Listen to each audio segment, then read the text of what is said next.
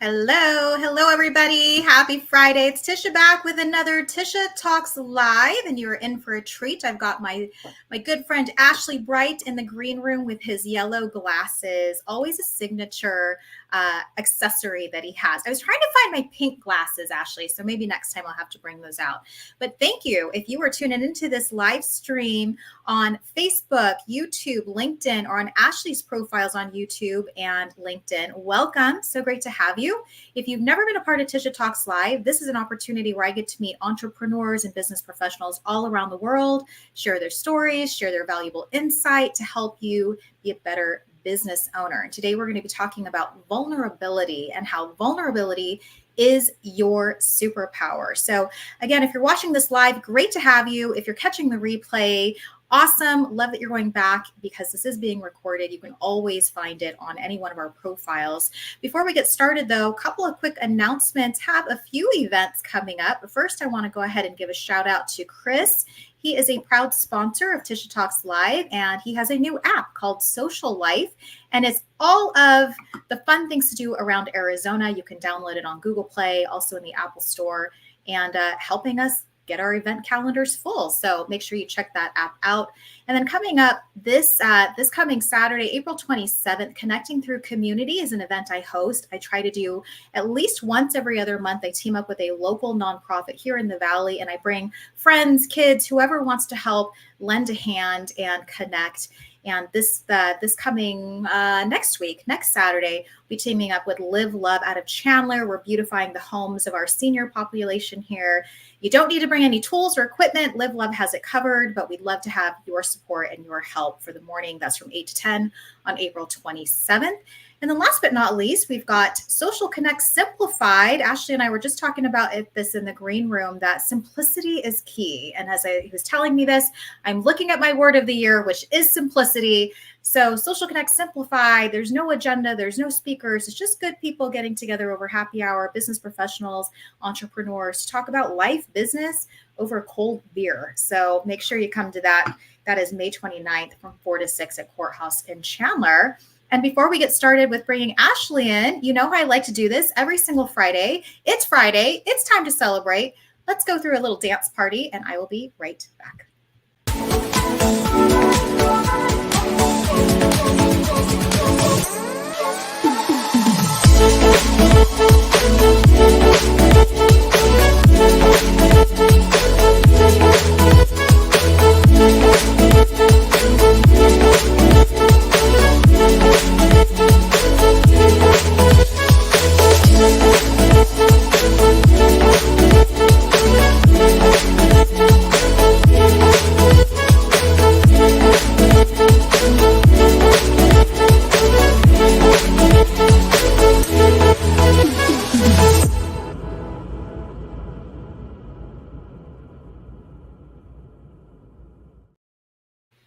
Hey, welcome back. I hope you enjoyed that little dance party to get your Friday started. Hey, I'm looking at LinkedIn right now, and we have 15 people joining us. Hey, don't be shy. Say hello. Tell us where you're from. If you have any questions while we're in this broadcast, make sure to ask those questions. And let's go ahead and bring in my dear friend Ashley. And before we get started with this, I want to check the comments line because we have quite a few comments coming in already. How about that, Ashley? Good stuff? That's great. Yeah, it's wonderful. Good stuff. All right, let's check these comments before we kick this off. Yes, Yolanda saying hello. Tisha Marie Pelletier. Hi. Yeah, you guys, I love these little emojis, Yolanda, that you just keep putting up, the little dancing emojis. So much fun. And then, of course, Royce saying, yay, it's Tisha time. Well, yep, you got it. 10:45 every Friday, unless I'm traveling. I do not do live streams when I travel, but every other time I will be here and ready to introduce you to all sorts of cool people. All right, so Ashley and I go way back. In fact, he posted a picture of the two of us, January 28th. I know the date, 2020, just before the world shut down. And he and I are raising our little champagne glasses of sparkling cider because we're cheering to 2020. And then all of a sudden it was like, okay, that went out the window. That went out the window. And now Ashley, I know, lives in Tucson, but I just got to see him recently in January because my daughter was playing soccer out there. And today, even just in the green room, we were talking about efficiency, right, Ashley? So you were sitting here saying, I'll be there in 20 minutes. I'm like, great. I got 20 minutes. I got 15 minutes to get a run in before you even get here. So jumped on the treadmill and then we met up. And I love that we can do that, right? So, all right. Good to see you, Ashley. Thanks for being on today on Tisha Talks Live. Definitely. Thank you very much for the invitation. Hello to everyone out there who is watching. Thank you for that. And I'll just very quickly, what I think is funny about that photo, aside from a whole bunch of things, is that at that event, I remember distinctly they said, don't write your name on your name tag, write your word for 2020. Yeah. And I wrote momentum. Yes. I'm having a really great previous 6-8 months. And literally about 2 weeks later, 3 weeks later, it was like, we're done. Little did you know, Ashley. Oh, I know. I was on the speaker circuit. You know, that's where I was. And all of a sudden, everything canceled. And I was like, oh, yes. Okay. Don't put your eggs all in that basket. All right. I want to give another shout out to Alyssa. She's joining us from Local First Arizona, and she is in Gilbert. Alyssa, I'm your neighbor. I'm out here in Gilbert as well. And she said, excited to hear Ashley talk. So thanks so much for being on the show today with us. And again, don't be shy. If you have questions, make sure you ask those questions or connect with Ashley after. This is a great chance for you to meet Ashley and just learn from him. And he's an amazing guy. I've known him for years now. And I feel like, Ashley, you and I have, so talking about vulnerability, I love this topic and how vulnerability is your superpower. Ashley and I kind of feel like you and I have had a lot of the same journey where we're like, damn, we're in the dumps again. And oh yes, we're really good. We're triumphant, everything. Oh crap, we're in the dumps again. I feel like we've just kind of been on the same trajectory a little bit. What do you think about that? Do you kind of feel that way? I agree. I think there's a lot of parallels, a lot of similarity. And I think that's sort of, I think both obviously the nature of being an entrepreneur, but especially just being a human being. And I think that what's been wonderful is to sort of, you're up, I'm down, and we kind of come together and regroup, and then, kind of go off our separate ways and then regroup. And I think that's what's amazing is you can always kind of use that. We talk about superpower. You can use that to then help you navigate kind of what's next for you. When you have those conversations, you have someone say, you know what, I was there a couple months ago. Yeah. And I was really struggling, or this happened. And you realize that it's not just you. Mm-hmm. We all go through this, and we can all come out the other side and be stronger. Mm-hmm.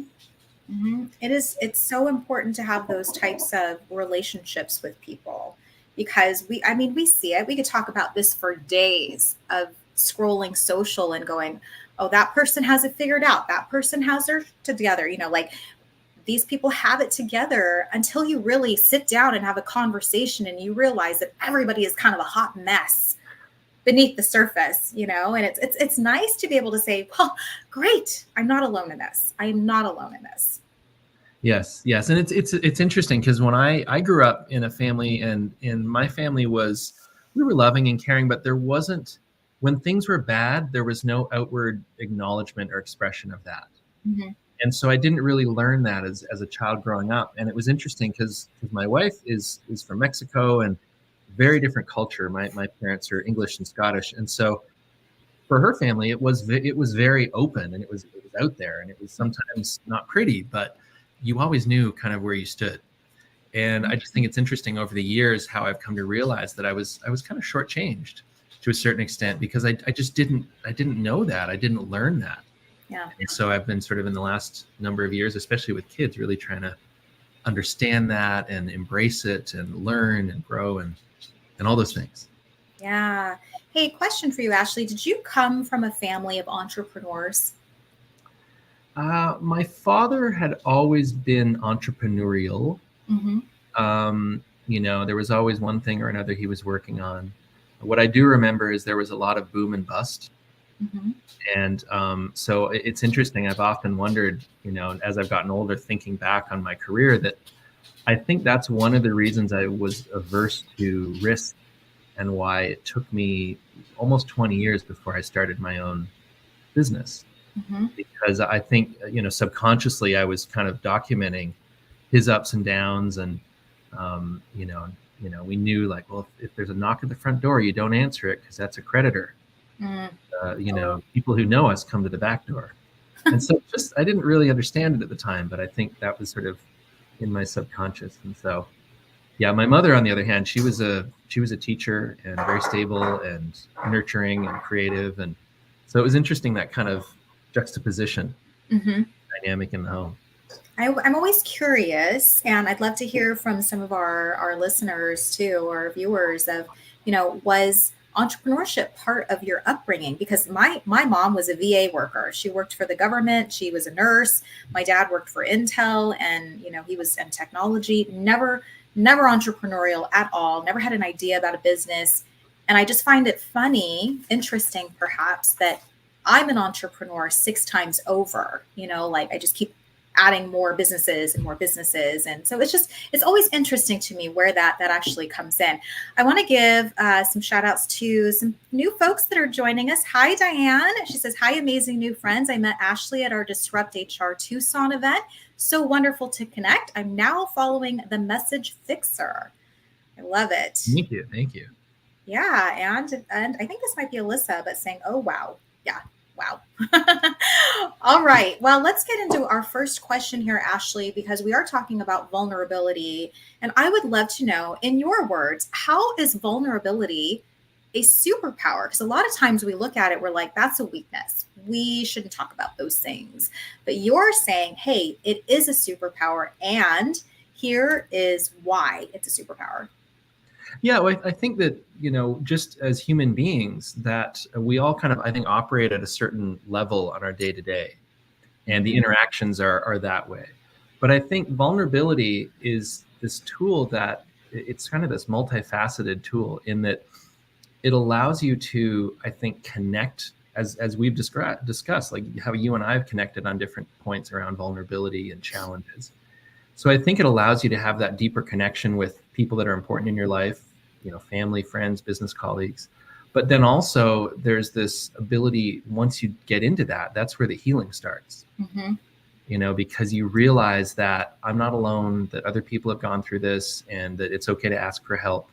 And, vulnerability comes in all forms. I mean, you can be talking about very heavy personal things, or it can just be like, hey, I had this conversation with my boss or whatever, and it made me uncomfortable, and I wasn't sure how to respond. And, so it comes in different forms. And so I just think of it as this incredible gift that you get if you can surround yourself with people you trust and share that vulnerability. I think it grounds you, and it gives you that path forward, that ammunition to move forward. It's an incredible, from a communication standpoint, it's an incredible way to connect with people that are important in your life, people that could be customers or clients. And I think it's interesting to me that the dominant kind of culture, at least in business, is that like vulnerability is weakness. Yeah. And more and more, I don't care where you are, at what level in the organization, or leaders, or mid-level, or wherever, that like that's actually what creates that connection with your teams, and it motivates people and allows them, if you have an environment where that like, hey, my boss or my team, they've struggled in these areas too. Rather than sort of toiling away on your own and ultimately getting bitter or failing, to like just raise your hand and say, hey, I'm struggling here and I'm not really sure what to do. Yeah. Oh yeah, well, here's what you can do, or here's how we can help.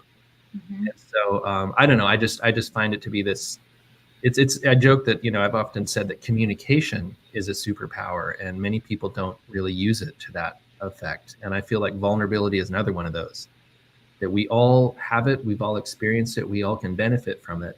But we struggle with, well, how do I talk about it, and who do I tell?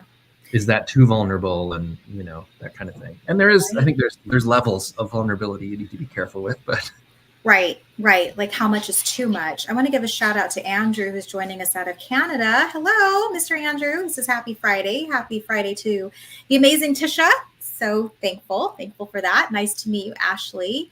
I know. So Andrew, I'm doing a little bit of matchmaking here, Ashley. So Andrew has a podcast that's Let's Be Diverse, and I'm getting ready to appear on that show in May with Chasen Forehand, another great soul out of New York. Shout out to Chasen.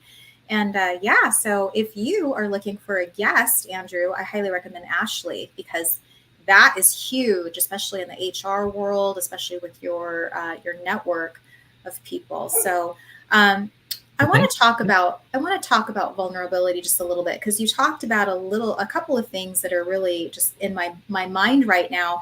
I was one of those people, Ashley, that always felt that vulnerability was a big weakness. I didn't show weakness. I've always been in a leadership position, always. With my mommy club, with my Gals Inspiration Hub, I've always been the one that women look up to. And I think I know I've shared this with you, that back in 2017, I had fraud. I was actually found guilty for fraud that I wasn't responsible for. I ended up being found guilty. And I remember in the last book I wrote about talking about how I felt like both a fraud and an inspiration. And it really messed with me. It messed with my head. It messed with me because so many people still looking up to me, not knowing that all of this is going on, and I'm crumbling inside and I'm giving it up and I don't want to be an entrepreneur, and I just want to hide. But you said something earlier about communication, and how when you can be bold enough to communicate and talk about those things, it really does provide so much healing. That was the opportunity for me to get up and share and be vulnerable. And I did. I first did it on a live stream sharing. I think all of you think I'm this like, perfect being.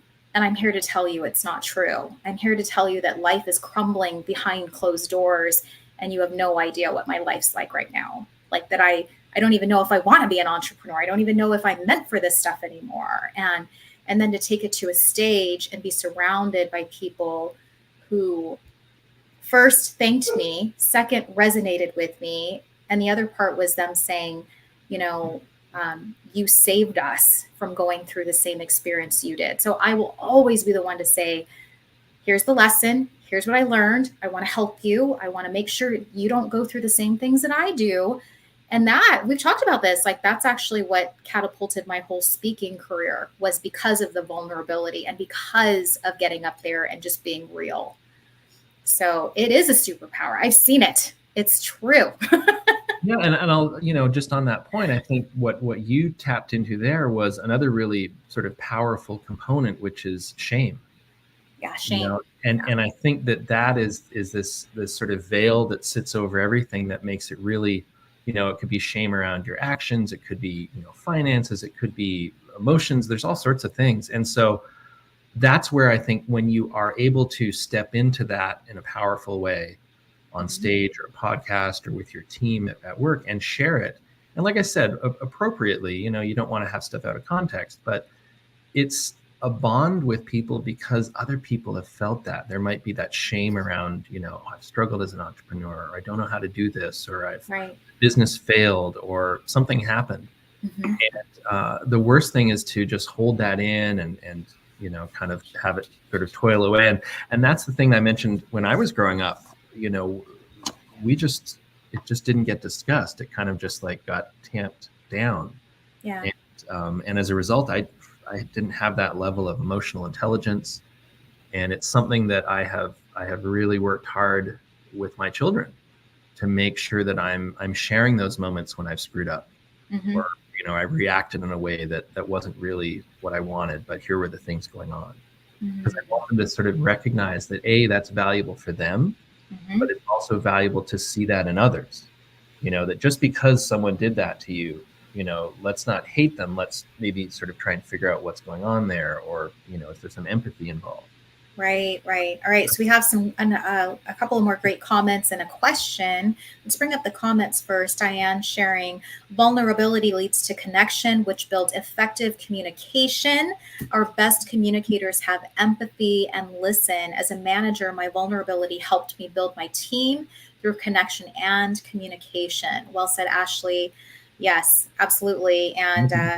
And Roy's sharing, so much messaging needs to be fixed, and AI is only making it worse.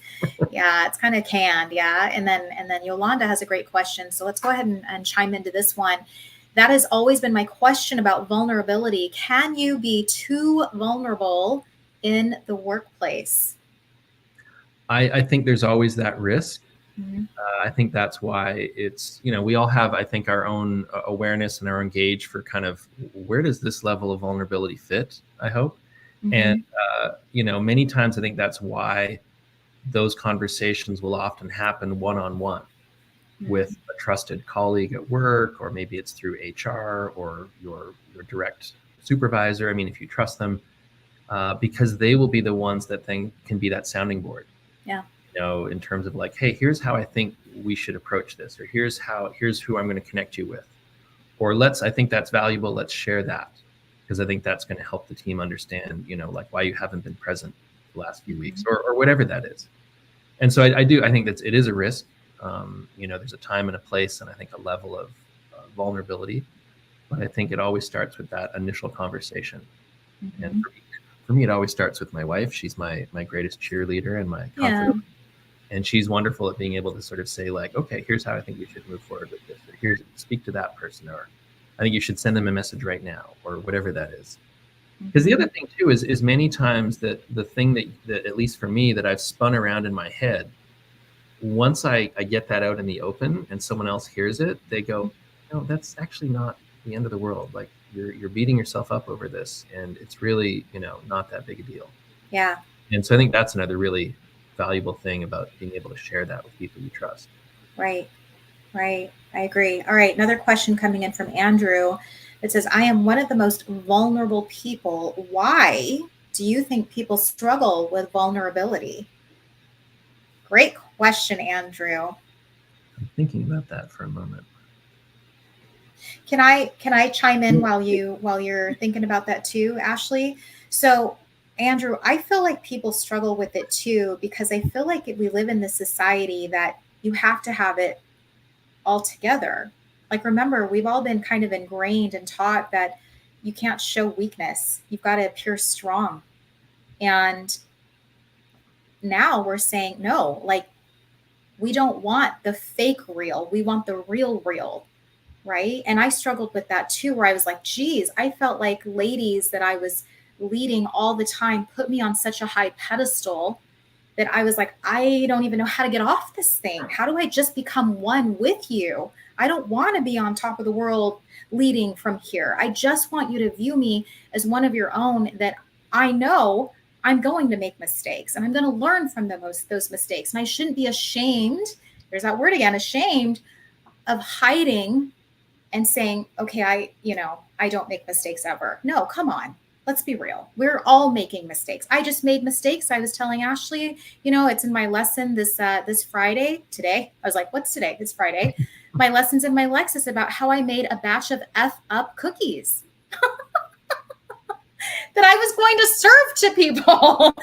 I corrected it, but crap Yeah. happens, right? Yeah. Lots of I things think, happen. and I think the example you just gave there, if you were to then have that moment, that one-on-one conversation with someone in that group that you trusted, Mm-hmm. I'm sure they'd be the first person to say, like, Tisha, just like, don't be so hard on yourself, and suddenly kind of like allow you to the space to think about that, and it's been very top of mind for me lately, because I've become very aware, and this is no great insight, but just when it comes to men in our society, Mm-hmm. they, and I see it, I have two boys, and, you see that they don't know how to ask for help. Oh. They Mm-hmm. don't know how to process what's going on, and it manifests itself in violence. It manifests itself in alcohol and drugs and other things. And I've just had the great fortune in the last 6 or 8 months to be sort of connected with a bunch of different groups of men, and that are helping other people address these concerns. People that were veterans, people that were in the military and struggling with PTSD, and talk about a culture where vulnerability is not a valuable or a valued trait. Mm-hmm. And so Mm-hmm. I've seen it across, all different spectrums of our culture and our society. And I'll be the first one to say, like, that is the root of so many problems. The fact that men especially can't, they can't address that. They can't share it. They don't feel comfortable. And, I'm growing and I'm learning every day. And like I said, I'm trying to set my kids up for, being much more aware of themselves and others as they go out in the world. Mm-hmm. and teaching empathy, which I feel like is been lost too. Mm-hmm. All right, we have another question, and this I think is coming from Alyssa, I believe, that says, "What is something a leader can do to show vulnerability at work in a constructive way to build trust on their team?" Great question. Well, I think, I work with business leaders all the time, and Mm-hmm. we're working on communication and public speaking and team building in those relationships. And I think one of the really important things is because we've all had those personal experiences, whether they're in childhood or teenagers or college, and the learning that comes from those experiences is something that you can apply to a business context always, Mm-hmm. whether it's around relationships, whether it's around a mistake, whether it's around, whatever it is. And so I think that is something, an area where a leader can really demonstrate that leadership by drawing a parallel between a situation that they struggled with and how they overcame it with something that, someone on their team or their team in general is going through, because it does it in such a way that you're being vulnerable, you're being honest and authentic, you're building that connection. But we talked about earlier, like, it's not out of context, it's not unduly emotional, because you don't want to obviously go the other way and then have your teams feel like uncomfortable and I can't believe that they shared that, because that's doing the opposite of sort of team building and building that relationship. Mm-hmm. And so that's one of the things I work all the time with my clients. We do these exercises where we're identifying stories from Mm-hmm. their past, and we're kind of cataloging them and organizing them. And then we're looking for how do we then sort of flip that so that it becomes tied into a business challenge or a business situation. Mm-hmm. Mm-hmm. Yes, and just so you guys know, Ashley is phenomenal at storytelling. So as he's talking about pulling these stories out of his clients and using them and not just keeping them hidden, right? Like your stories hold so much weight, and especially in what Andrew's saying, in building rapport and building this deeper connection with each other. Because Yeah. some folks have gone through that same thing, and now they know that you have too.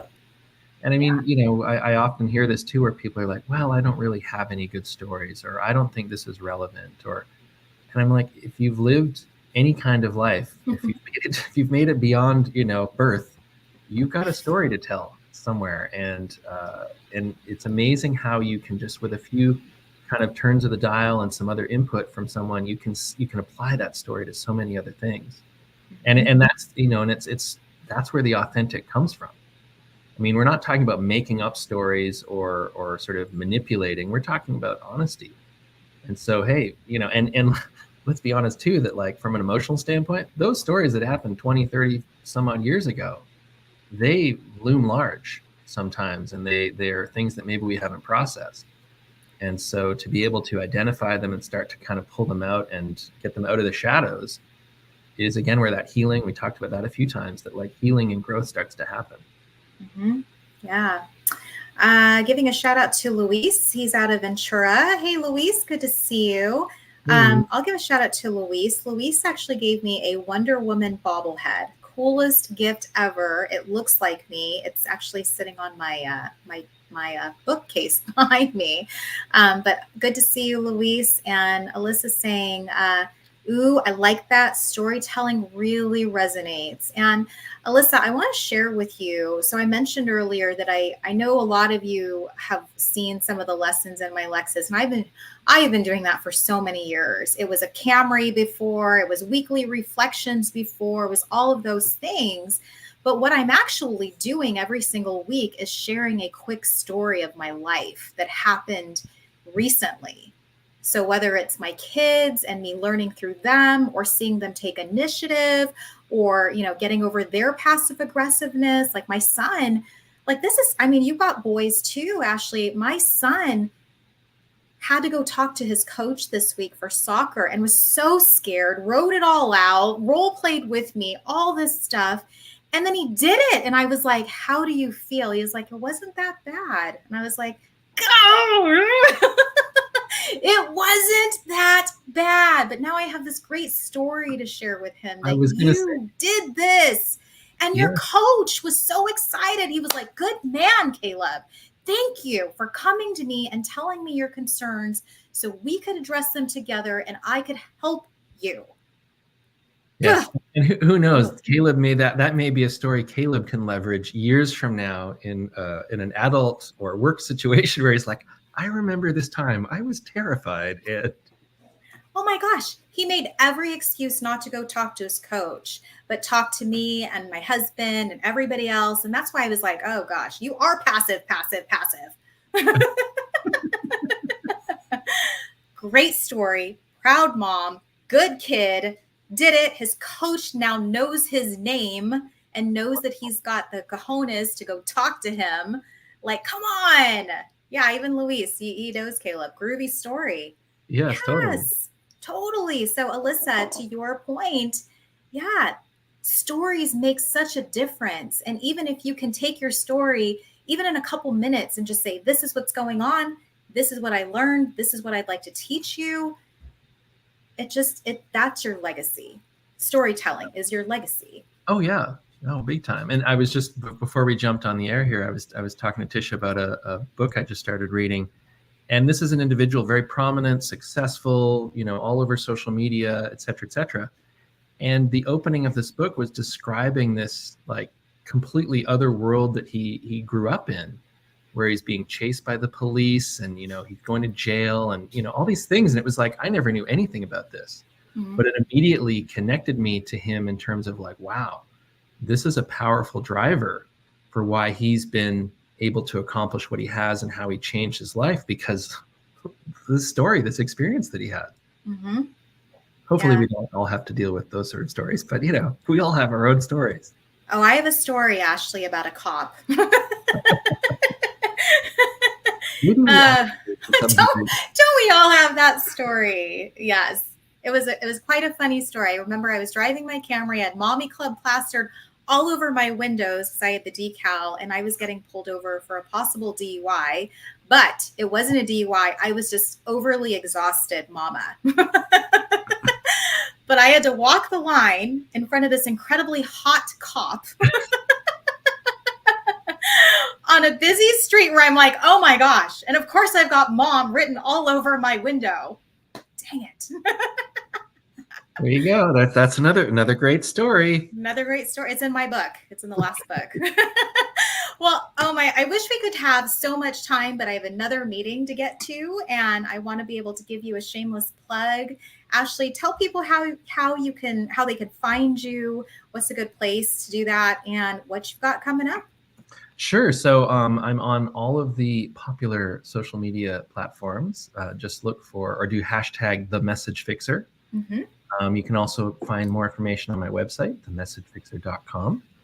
And in terms of what's upcoming, I've been doing a series of monthly virtual workshops on all sorts of topics: storytelling, overcoming resistance, how to create a pitch deck.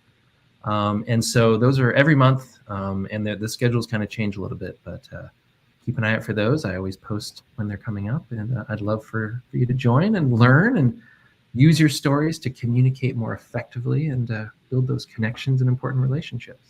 I love it. We don't call you the message fixer for nothing there, Ashley. So thank you. Hey, I want to say thanks so much. This has been so enlightening. I love that we could dive into some storytelling too. You guys are going to be like, oh my gosh, what else does this girl have? I really like this. Thank you, Andrew. That means the world to me. This is what I call parent leadership. Yes. Always leading. I told you, I'm always leading somebody, no matter what. And Alyssa's saying, looking forward to supporting your work, Ashley. Thanks for sharing today. Great topic. I can tell, like, we've had plenty of people on this live stream just tuning in, even behind the rafters, listening, not commenting. So great topic. Ashley, I think I'll have to have you on for round 2 so we can dive into more of this conversation, because it is a topic that we need to get behind and show people that it's okay. It's okay. Don't keep it hidden. Don't keep it buried. But please share with son. Just like your son. We're building it up in our head. I know. I was like, was it a big deal? He's like, it wasn't a big deal. I was like, you see, it's not a big deal. You just make it that way. Yes. The door's open. And you're right. Now the doors are open and we'll see. We'll see what happens. Well, thank you, my friend, for being on with me this Friday. And thanks again to everybody who tuned in live or are catching the replay. Always great to have you here. I'll be back next Friday with Annalise. We're talking about why you need a marketing partner. So make sure that you tune into that. And we will catch you back on another Tisha Talks Live. I hope you have a beautiful weekend and we'll see you next time. Thank you, everyone. And thank you, Tisha. Have a wonderful Thank you.